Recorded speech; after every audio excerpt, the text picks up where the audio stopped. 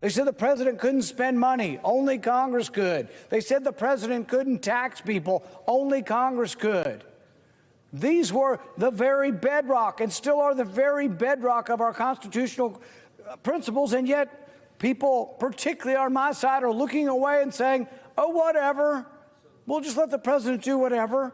Look, I supported President Trump. I still support President Trump on many things, but I'm not for a country run by emergencies. Even if the person were doing what I wanted.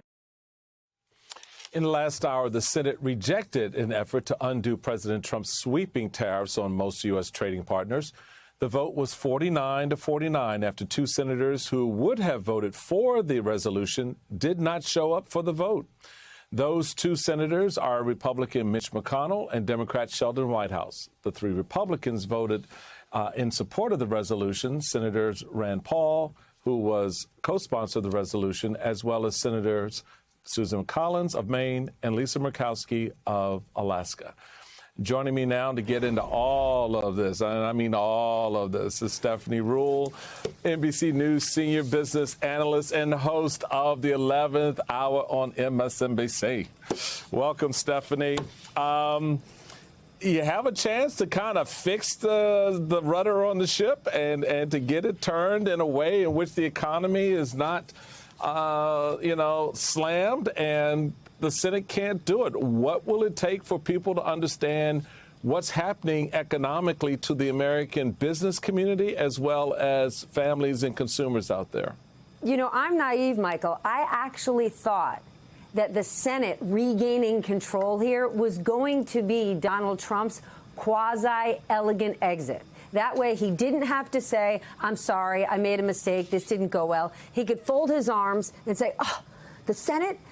Are you kidding me? They're going to do it? And he could bang his hands on the table and say, I wanted to bring manufacturing back. I was trying to help you, but it's the guys over there who really, mucked this up, which is what he argued in the first term when he couldn't get stuff done. That actually would have been, the softest landing we could see, but we didn't get that. And that's extraordinary, because what Rand Paul was saying right there is the same thing we hear from Kentucky Governor Andy Beshear, and we hear from Democrats and Republicans all over the country, right? The people I speak to every day, Michael, are business leaders and investors, and they are shocked and paralyzed. And the biggest problem they're facing right now is that we no longer are truly respecting the rule of law. The reason people want to do business in the United States is because we have three equal but separate branches of government.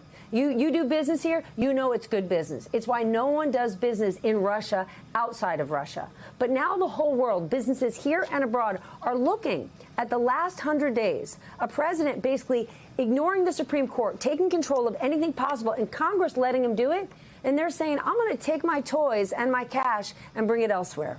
And, that's the thing that I find is the juicy part.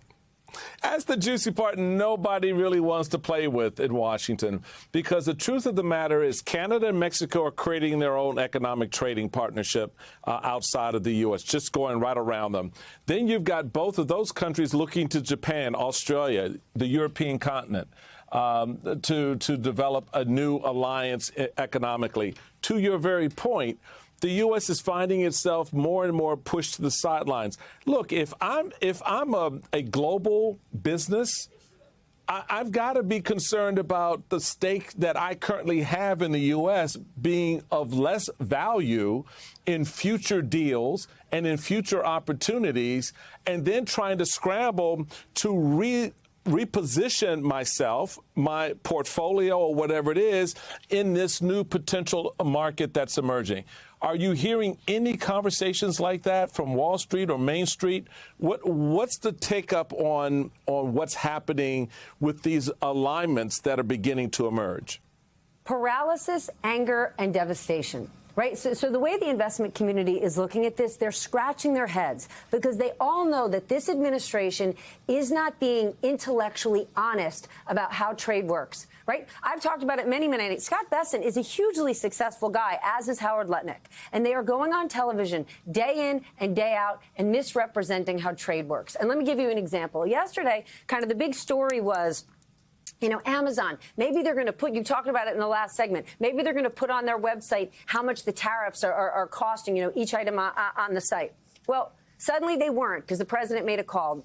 The story isn't whether or not Amazon was changing the prices and listing tariffs on the website. The story is as follows. This administration has told us day in and day out, U.S. businesses aren't paying the tariffs. U.S. consumers aren't paying the tariffs. It's going to be foreign countries.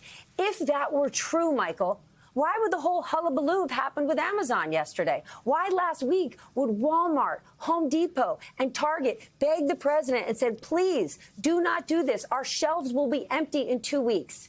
If it were true that all of this was to help American business and help the American people, then none of what I just outlined would be happening.